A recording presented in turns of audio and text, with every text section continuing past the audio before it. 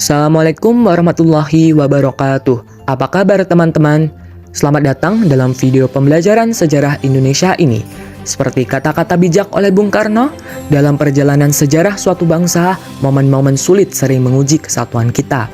Pada kesempatan ini, kita akan memasuki dunia di mana ancaman disintegrasi mengintai sebuah bangsa yang teguh berdiri. Bagaimana para pendahulu kita menghadapi tantangan ini? Melalui video pembelajaran ini, kita akan menjelajahi peristiwa-peristiwa dan keputusan-keputusan penting yang membentuk landasan kuat bagi kelangsungan bangsa kita, Indonesia. Mari kita mulai perjalanan yang menarik ini untuk memahami bagaimana perjuangan menghadapi ancaman disintegrasi dapat membentuk nasib suatu bangsa.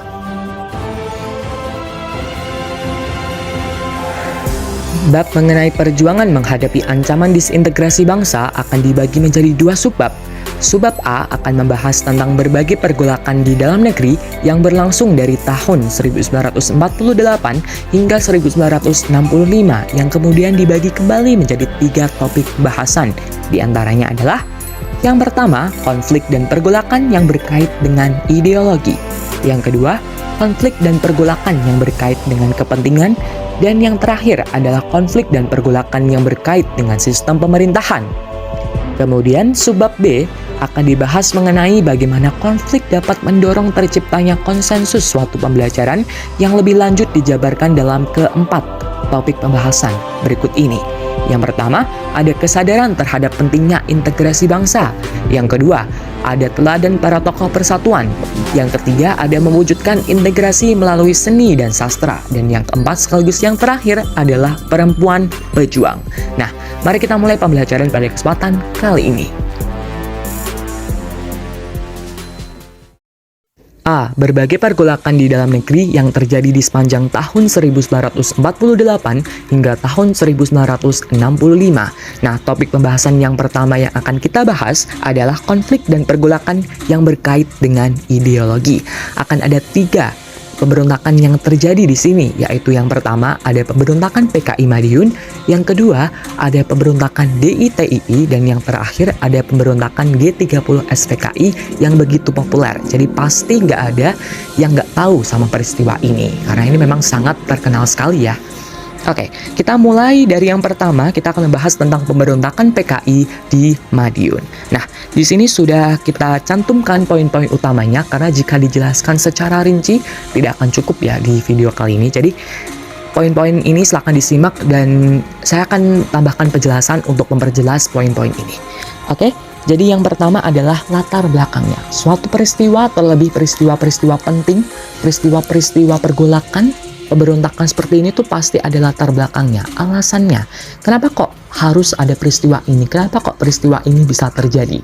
Nah, jadi untuk PKI Madiun tahun 48 ini terjadi karena program RERA.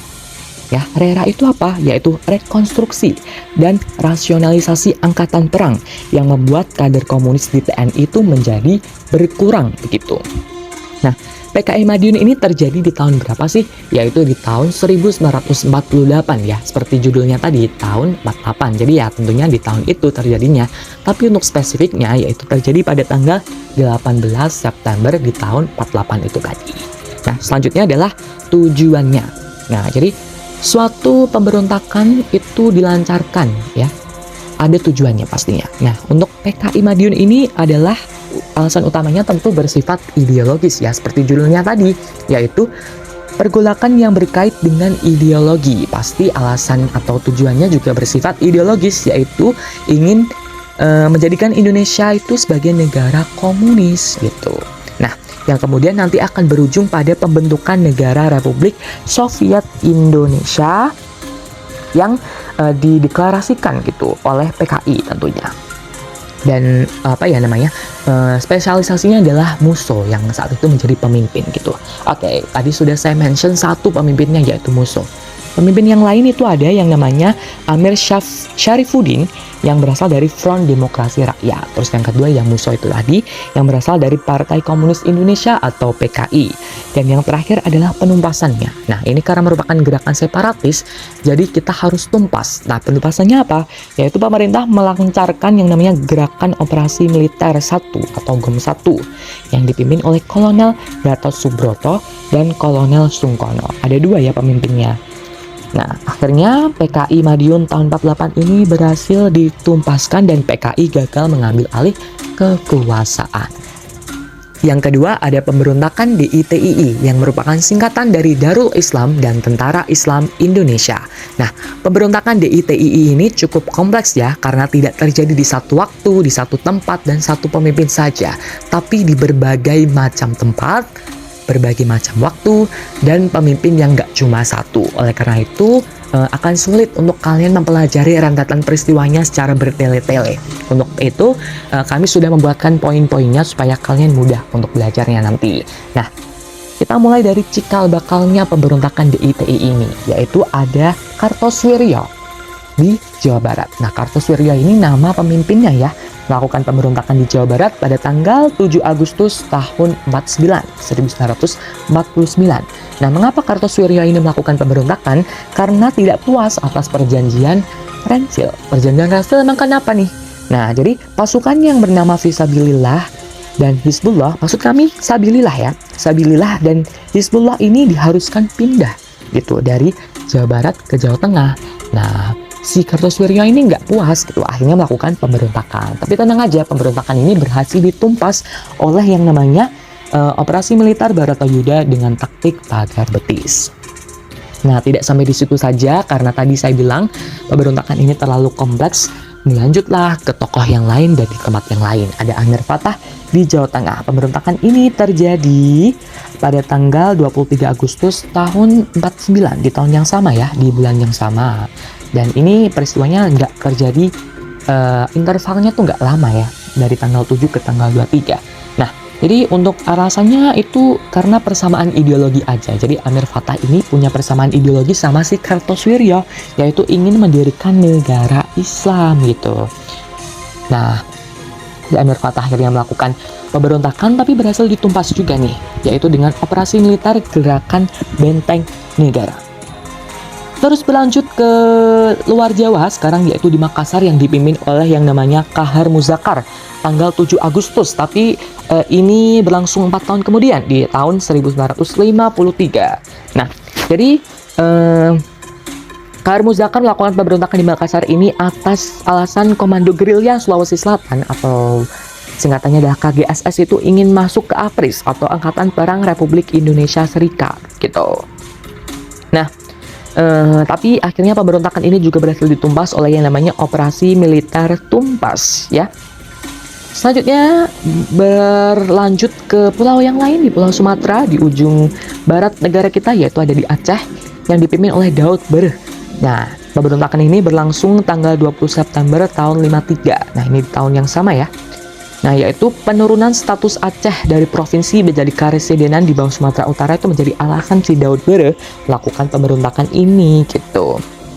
Nah, tapi untuk penumpasannya ini berbeda ya dari pemberontakan-pemberontakan di ITI yang lain. Nah, ini pemberontakannya ini diatasi dengan damai, yaitu dengan Musyawarah Kerukunan Rakyat Aceh.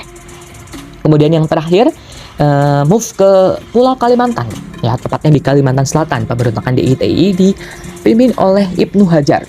Terjadi pada tanggal Oktober tahun 1950. Untuk tanggalnya sendiri itu belum diketahui pasti ya. Nah, alasannya adalah karena pembentukan Kesatuan Rakyat yang Tertindas atau KRYT gitu. Nah, tapi kembali lagi DITII ini akhirnya berhasil ditumpas oleh operasi militer Juli tahun 1963. Oke, nah setelah itu akhirnya berakhirlah pemberontakan DITI atau Darul Islam dan Tentara Islam Indonesia ini. Nah, yang ketiga ada peristiwa 30 September 1965 atau biasa kita kenal dengan peristiwa G30 SPKI. Peristiwa ini sangat populer dan saya yakin kalian pasti nggak ada yang nggak tahu sama peristiwa ini.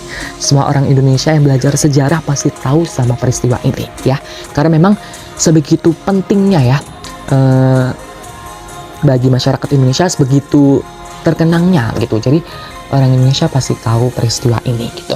Nah, jadi pada kesempatan kali ini saya tidak akan menjelaskan rentetan peristiwanya terlalu bertele-tele karena saya yakin kalian pasti pada sudah paham begitu. Dan saya akan menjelaskan dalang-dalangnya nih. Ada beberapa teori yang mengatakan dalangnya itu si A, si B, si C, sampai si Z ya. Nah, dan juga pahlawan revolusi siapa aja sih yang gugur pada saat itu. Oke, jadi peristiwa ini tuh masih jadi sesuatu yang masih diperdebatkan gitu. Nah, salah satunya adalah mengenai dalang-dalangnya gitu. Nah, nanti kalian bisa cari spesifiknya di berbagai sumber, di internet, di buku, mungkin bisa tanya-tanya sama orang tua kalian, guru sejarah kalian gitu. Nah, untuk dalang-dalangnya itu ada banyak sekali ya. Yang pertama nih, ada yang namanya siapa kira-kira? Nah, oke. Kita mulai ya. Yang pertama ini adalah gerakan 30 September merupakan persoalan internal Angkatan Darat ya. Terus yang kedua, ada gerakan 30 September itu dalangnya adalah Dinas Intelijen Amerika Serikat atau CIA. Terus yang ketiga, ada gerakan 30 September itu merupakan pertemuan antara kepentingan Inggris dan Amerika Serikat. Yang keempat, Soekarno. Yang kelima, tidak ada pemeran tunggal dan skenario besar dalam peristiwa ini. Terus yang keenam adalah Soeharto. Yang ketujuh ada PKI. Nah, itu dia ketujuh dalang atau teori perdalangan yang menjadi penanggung jawab dari peristiwa ini gitu. Nah, untuk pahlawan revolusi sendiri itu ada 7 ya. Nah, yang pertama itu ada Maijen Sutoyo Siswomiharjo. Yang kedua ada Letjen R. Suprapto. Yang ketiga ada Letjen S. Parman. Yang kelima ada Jenderal Ahmad Yani. Maaf, yang keempat belum saya sebutkan, ada Letjen M.T. Haryono.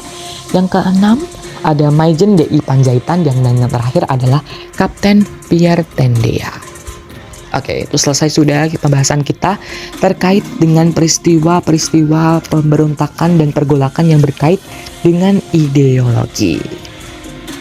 Konflik dan pergolakan yang terkait dengan kepentingan. Yang pertama, pemberontakan APRA atau yang bisa disebut juga Angkatan Perang Ratu Adil. APRA dibentuk oleh Kapten Raymond Westerling pada tahun 1949. Ini adalah milisi bersenjata yang anggotanya terutama berasal dari tentara Belanda, TNI, yang tidak setuju dengan pembentukan Angkatan Perang Republik Indonesia Serikat atau bisa disebut juga APRIS di Jawa Barat. Yang saat itu masih berbentuk negara bagian Pasundan. Basis pasukan APRIS di Jawa Barat adalah Divisi Siliwangi. APRA ingin agar keberadaan negara Pasundan dipertahankan sekaligus menjadikan mereka sebagai tentara negara federal di Jawa Barat. Karena itu, pada 23 Januari 1950, Westerling mengultimatum pemerintah RIS. Ultimatum ini segera dijawab Perdana Menteri Hatta dengan memerintahkan penangkapan terhadap Westerling. APRA malah bergerak menyerbu kota Bandung secara mendadak dan melakukan tindakan teror. Puluhan anggota APRIS gugur.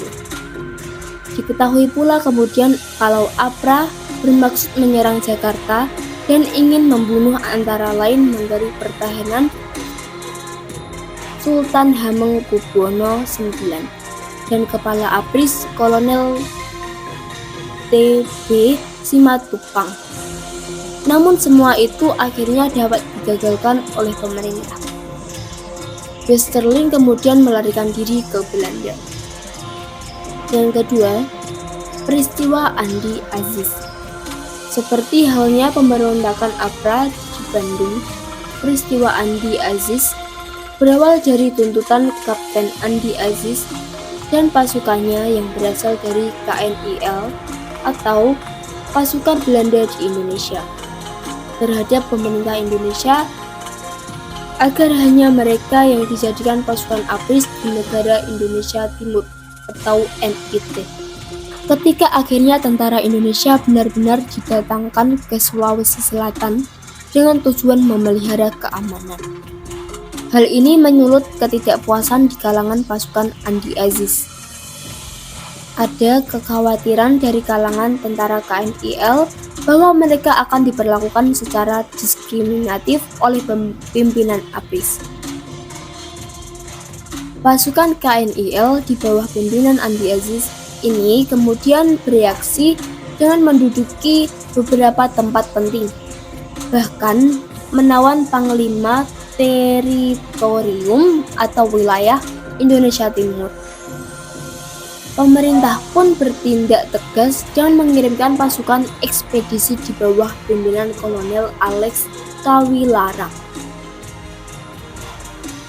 April 1950, pemerintah memerintahkan Andi Aziz agar melapor ke Jakarta akibat peristiwa tersebut dan menarik pasukannya dari tempat-tempat yang telah diduduki, menyerahkan senjata serta membebaskan tawanan yang telah mereka tangkap. Tenggat waktu melapor adalah 4x24 jam. Namun Andi Aziz ternyata terlambat melapor, sementara pasukannya telah berontak. Andi Aziz pun segera ditangkap di Jakarta setibanya ia ke sana dari Makassar. Ia juga kemudian mengakui bahwa aksi yang dilakukannya berawal dari rasa tidak puas terhadap ABRIS. Pasukannya yang memberontak akhirnya berhasil ditumpas oleh tentara Indonesia di bawah pimpinan Kolonel Kawilarang pada 15 April 1960. Yang ketiga, yaitu pemberontakan Republik Maluku Selatan atau RMS. Sesuai dengan namanya, pemberontakan RMS dilakukan dengan tujuan memisahkan diri dari Republik Indonesia Serikat dan menggantinya dengan negara sendiri. Diproklamasikan oleh mantan Jaksa Agung Negara Indonesia Timur, Dr. CHRS Soumokil pada April 1950. RMS didukung oleh mantan pasukan KNIL. Upaya penyelesaian secara damai awalnya dilakukan oleh pemerintah Indonesia yang mengutus Dr. Leimena untuk berunding. Namun upaya ini mengalami kegagalan. Pemerintah pun langsung mengambil tindakan tegas dengan melakukan operasi militer di bawah pimpinan Kolonel Kawilarang. Kelebihan pasukan KNIL RMS adalah mereka memiliki kualifikasi sebagai pasukan komando. Konsentrasi kekuatan mereka berada di Pulau Ambon dengan medan perbentang alam yang kokoh. Bekas benteng pertahanan Jepang juga dimanfaatkan oleh pasukan RMS.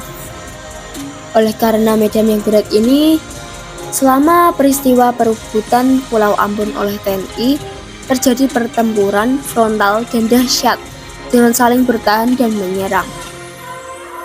Meski kota Ambon sebagai ibu kota RMS berhasil direbut dan pemberontakan ini akhirnya ditumpas, namun TNI kehilangan Komandan Letnan Kolonel Slamet Riyadi dan Letnan Kolonel Soediarto yang gugur tertembak.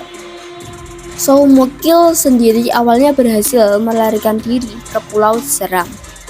Namun ia akhirnya ditangkap pada tahun 1963 dan dijatuhi hukuman mati. Kemudian kita akan membahas tentang konflik dan pergolakan yang berkaitan dengan sistem pemerintah. A. Pemberontakan PRRI dan Pemersa. 1. Latar belakang munculnya pemberontakan PRRI dan Pemersa bermula dari adanya persoalan di dalam tubuh Angkatan Darat. berupa kekecewaan atas minimnya kesejahteraan tentara di Sumatera dan Sulawesi. Hal ini mendorong beberapa tokoh militer untuk menentang Kepala Staf Angkatan Darat (KSAD). Persoalan kemudian ternyata malah meluas pada tuntutan otonomi daerah. Ada ketidakadilan yang dirasakan beberapa tokoh militer dan sipil di daerah terhadap pemerintah pusat yang dianggap tidak adil dalam alokasi dana pembangunan. 2. Pembentukan dewan-dewan. Kekecewaan tadi diwujudkan dengan pembentukan dewan-dewan daerah sebagai alat perjuangan tuntutan pada Desember 1956 dan Februari 1957 seperti A. Dewan Banteng di Sumatera Barat yang dipimpin oleh Letkol Ahmad Hussein. B. Dewan Gajah di Sumatera Utara yang dipimpin oleh Kolonel Maludin Sibolon. C. Dewan Garuda di Sumatera Selatan yang dipimpin oleh Letkol Berlian. D. Dewan Manguni di Sulawesi Utara yang dipimpin oleh Kolonel Fedjen Sumwal. Dewan-dewan ini bahkan kemudian mengambil alih kekuasaan pemerintah di daerah wilayahnya masing-masing. Beberapa tokoh sipil dari pusat pun mendukung mereka, bahkan bergabung ke dalamnya seperti Syafarudin Prawira Negara, Burhanuddin Harahap, dan Muhammad Nasir. KSAD Abdul Haris Nasution dan PM Juanda sebenarnya berusaha mengatasi krisis ini dengan jalannya musyawarah, namun gagal. 3. Waktu, tempat, dan tokoh pemberontakan. Ahmad Hussein lalu mengultimatum pemerintah pusat, menuntut agar kabinet Juanda mengundurkan diri dan menyerahkan mandatnya kepada presiden. Tuntutan tersebut jelas ditolak pemerintah pusat. Krisis pun akhirnya memuncak ketika pada tanggal 15 Februari 1958 Ahmad Hussein memproklamasikan berdirinya pemerintahan revolusioner Republik Indonesia (PRRI) di Padang, Sumatera Barat. Seluruh dewan perjuangan di Sumatera dianggap mengikuti pemerintahan ini. Sebagai Perdana Menteri PRRI ditunjuk Mr. Safarudin Prawira Negara. Selain itu, gerakan Pamersta dilakukan pada 2 Maret 1957 oleh Letkol Fedjen Sumwal di Makassar, Sulawesi Selatan. 4. Penumpasan. Pemerintah pusat tanpa ragu langsung bertindak tegas. Operasi militer 17 Agustus yang dipimpin oleh Letkol Ahmad Yani dilakukan untuk penumpasan PRRI, dan Operasi Merdeka yang dipimpin Letkol Rukminto H dilakukan untuk penumpasan Pamersta. B. Persoalan negara federal dan BFO. Konsep negara federal dan persekutuan. Negara bagian BFO mau tidak mau menimbulkan potensi perpecahan di kalangan bangsa Indonesia sendiri setelah kemerdekaan. Persaingan yang timbul terutama adalah antar golongan federalis yang ingin bentuk negara federal dipertahankan dengan golongan unitaris yang ingin menjadi Indonesia negara kesatuan. Selanjutnya kita akan belajar mengenai subbab B yang berjudul dari konflik menuju konsensus pembelajaran. Topik pembahasan pertama yang akan kita pelajari adalah kesadaran terhadap pentingnya integrasi bangsa. Integrasi bangsa adalah bersatunya suatu bangsa yang menempati wilayah tertentu dalam sebuah negara yang berdaulat. Integrasi bangsa berasal dari dua kata, yaitu integrasi dan bangsa. Integrasi adalah kondisi pembaruan dari berbagai komponen yang berbeda. Pembaruan ini pada akhirnya akan membentuk sebuah kesatuan yang bulat dan utuh. Sedangkan bangsa adalah penggabungan beberapa kelompok yang memiliki prinsip yang berbeda, namun memiliki tujuan yang sama. Dengan kata lain, integrasi bangsa adalah sebuah cerminan atau representasi kesatuan sebuah bangsa di mata dunia. Nah, lalu apakah ada cara untuk menghindari ancaman tersebut dan menjaga integrasi bangsa? Tentu saja ada. Berikut beberapa hal yang bisa dilakukan. Di antaranya, 1. Tidak berperilaku rasis. 2. Memberikan kebebasan beragama kepada orang lain. 3. Bertindak adil kepada sesama. 4. Bertindak sesuai peraturan yang berlaku baik di sekolah, masyarakat, berbangsa, dan bernegara. 5. Menumbuhkan sikap tenggang rasa. 6. Aktif ikut serta dalam kegiatan masyarakat. 7. Bersikap penuh empati, tenggang rasa, dan toleran terhadap antar sesama manusia. 8. Menjalankan kewajiban dan amanah di lingkungan manapun dengan sebaik mungkin. 9. Tidak bertindak semena-mena atas dasar kuasa yang dimiliki. 10. Tidak menciptakan kelompok-kelompok tertentu yang dapat mengancam integritas bangsa. Topik pembahasan yang selanjutnya akan kita pelajari di subbab B ini adalah tentang teladan para tokoh persatuan. Yang pertama, pahlawan nasional dari Papua, Frans Kaisiepo. Frans Kaisiepo yang lahir di Pulau Biak pada 10 Oktober 1921 adalah salah seorang tokoh yang mempopulerkan lagu Indonesia Raya di Papua saat menjelang Indonesia merdeka. Ia juga turut berperan dalam pendirian Partai Indonesia Merdeka atau PIM pada tanggal 10 Mei 1946. Pada tahun yang sama, Kaisiepo menjadi anggota delegasi Papua dalam konferensi Malino di Sulawesi Selatan. Dalam konferensi ini, Frans Kaisiepo menentang pembentukan negara Indonesia Timur atau NIT karena NIT tidak memasukkan Papua ke dalamnya. Ia lalu mengusulkan agar Papua dimasukkan ke dalam Karesidenan Sulawesi Utara. Tahun 1948, Kaisiepo ikut merancang pemberontakan rakyat Biak melawan pemerintah kolonial Belanda. Setahun setelahnya, ia menolak menjadi ketua delegasi Netherlands New Guinea ke konferensi Meja Bundar atau KMP di Den Haag. Akibatnya, dirinya selama beberapa tahun setelah itu dipekerjakan oleh pemerintah kolonial di distrik-distrik terpencil Papua. Tahun 1961, ia mendirikan Partai Politik Irian Sebagian Indonesia atau ISI yang menuntut penyatuan Netherlands New Guinea ke negara Republik Indonesia. Akhir tahun 1960-an, Kaisiepo berupaya agar penentuan pendapat rakyat atau PPRA bisa dimenangkan oleh masyarakat yang ingin Papua bergabung ke Indonesia, yang pada akhirnya Papua ditetapkan menjadi bagian dari negara Republik Indonesia. Tokoh ini meninggal pada tanggal 10 April 1979 di Jayapura. Saat ini, wajah Frans Kaisiepo terpampang dalam uang kertas Rp10.000 sebagai penghormatan atas jasa-jasanya. 2. Para raja yang berkorban untuk bangsa. Yang pertama adalah Sultan Hamengkubuwono IX dari tahun 1912 sampai 1988. Sultan Hamengkubuwono IX merupakan Raja Yogyakarta sekaligus pahlawan nasional Indonesia. Tidak sampai 3 minggu setelah proklamasi 17 Agustus 1945 dibacakan, Sultan Hamengkubuwono IX menyatakan Kerajaan Yogyakarta adalah bagian dari negara Republik Indonesia. Dimulai pada tanggal 19 Agustus, Sultan mengirim telegram ucapan selamat kepada Soekarno-Hatta atas terbentuknya Republik Indonesia dan terpilihnya Soekarno-Hatta sebagai Presiden dan Wakil Presiden. Tanggal 20 Agustus besoknya, melalui telegram kembali, Sultan dengan tegas menyatakan berdiri di belakang Presiden dan Wakil Presiden terpilih. Dan akhirnya pada tanggal 5 September 1945, Sultan Hamengkubuwono IX memberikan amanat bahwa yang pertama, Ngayogyakarta Hadiningrat yang bersifat kerajaan adalah daerah istimewa dari Republik Indonesia. Yang kedua, segala kekuasaan dalam negeri Ngayogyakarta Hadiningrat dan urusan pemerintahan berada di tangan Hamengkubuwono IX. Dan yang terakhir, hubungan antara Ngayogyakarta Hadiningrat dengan pemerintah Republik Indonesia bersifat langsung dan Sultan Hamengkubuwono IX bertanggung jawab kepada Presiden Republik Indonesia. Sejak awal kemerdekaan, Sultan memberikan banyak fasilitas bagi pemerintah Republik Indonesia yang baru terbentuk untuk menjalankan roda pemerintahan. Markas TKR dan Ibu Kota Rakyat Indonesia misalnya pernah berada di Yogyakarta atas saran Sultan. Bantuan logistik dan perlindungan bagi kesatuan-kesatuan TNI tatkala perang kemerdekaan berlangsung juga ia berikan. Sultan Hamengkubuwono IX juga pernah menolak tawaran Belanda yang akan menjadikannya raja seluruh Jawa setelah agresi militer Belanda II berlangsung.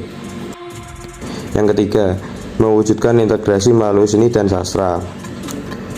Yang pertama adalah Ismail Marzuki 1914 sampai 1958, dilahirkan di Jakarta, merupakan salah satu pahlawan nasional Indonesia yang berasal dari keluarga seniman. Lagu-lagu yang diciptakan Ismail Marzuki sangat diwarnai oleh semangat kecintaannya terhadap tanah air.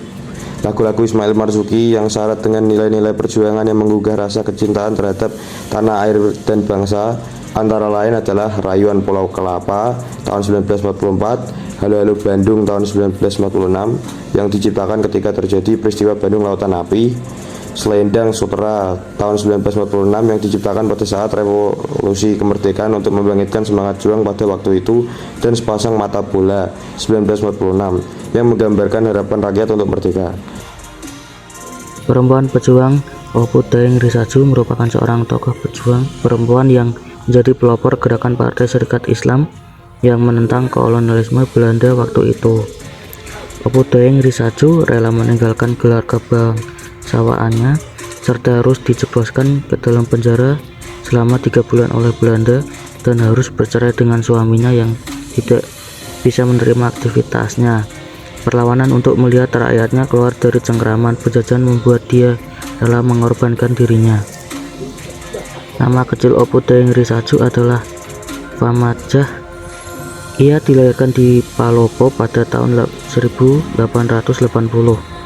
Dari hasil perkawinan antara Opu Daeng Mawelu dengan Muhammad Abdullah Tobarengseng, nama Opu menunjukkan gelar bangsawanan di kerajaan Luwu. Sejak kecil, Opu Daeng Risaju tidak pernah memasuki pendidikan barat. Akibatnya, Opu Daeng Risaju buta huruf Latin. Dia dapat membaca dengan cara belajar sendiri yang dibimbing oleh saudaranya yang pernah mengikuti sekolah umum. Nah, selesai sudah pembahasan terkait perjuangan menghadapi ancaman disintegrasi bangsa yang merupakan materi bab 1 mata pelajaran sejarah Indonesia untuk kelas 12 SMA. Nah, kesimpulan yang dapat kita ambil dari bab ini itu apa? Jadi, di masa lalu itu banyak terjadi yang namanya gerakan-gerakan pemberontakan ya. Gerakan-gerakan pemberontakan yang merupakan gerakan separatis yang intinya mereka itu ingin melepaskan diri dari Indonesia, ingin membentuk ideologi baru, ingin memecah negara kesatuan Republik Indonesia. Intinya gerakan-gerakan yang tidak baik yang ingin negara kesatuan Republik Indonesia tuh nggak ada dan digantikan dengan keinginan mereka begitu. Nah, di sini kita juga dapat meneladani sikap-sikap para pahlawan kita, baik yang sudah kita ketahui atau kita belum ketahui. Semangat nasionalismenya, semangat rela berkorban, dan semangat-semangat baik lainnya gitu. Dan itu dia tadi video pembelajaran yang bisa kami sampaikan. Semoga ilmu yang kami sampaikan pada kesempatan kali ini bisa bermanfaat bagi kalian semuanya. Apabila terdapat kesalahan dalam penyampaian materi atau kata-kata yang mungkin menyinggung, kami ucapkan permintaan maaf dan terima kasih atas perhatiannya. Seperti kata Insinyur Soekarno, jangan sekali-kali meninggalkan sejarah, atau biasa kita kenal dengan Jaswara. Terima kasih. Wassalamualaikum warahmatullahi wabarakatuh.